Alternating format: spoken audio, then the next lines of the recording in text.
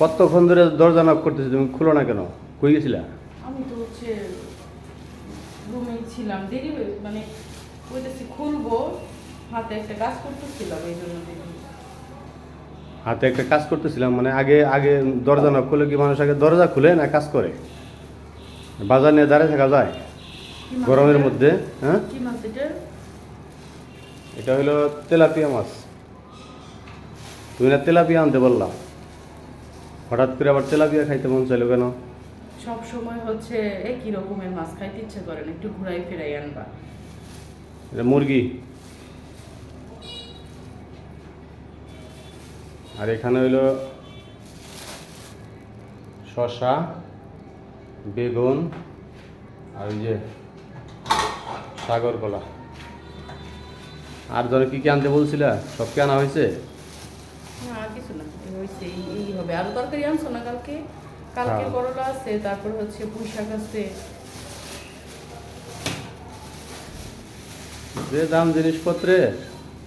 এত দাম, মানুষ কেমনে কি করবে? শসা হলো 80 টাকা কেজি। এত দাম জিনিসের, মানুষ খাবে কি করবে? কিছুই করার নেই, এইভাবেই চলতে হবে। আর কলা?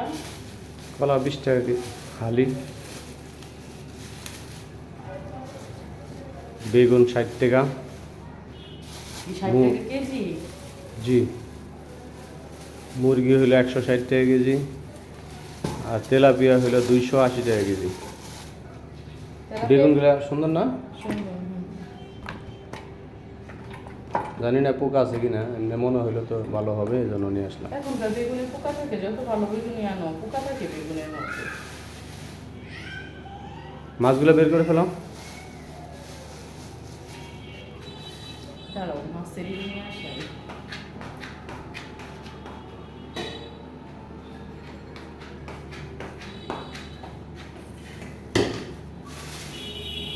দেখো মাছটা কেমন হয়েছে। কয়টা আছে তেলাপিয়া? 2টা, অনেক বড় বড়। 2টার দাম আসছে তোমার 640 টাকা। কাইটাই না ভালো করতো, কাইটা না আনলে কষ্ট হইতো আমার। তেলাপিয়া কাটা কষ্ট।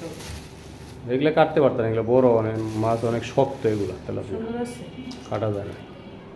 সুন্দর না? হুম, সুন্দর আছে। বড় মাছ।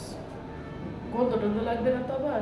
এইটা তো বলতে পারবো না, এরা তো আর বলে না যে গন্ধ লাগবে কি লাগবে না। জিজ্ঞেস করো নাই গন্ধ হুম। লাগবে কিনা? হুম, তারা তো নাই করে, যারা বিক্রি করে তারা তো নাই করবে। দেখা যাক কপালে কি আছে।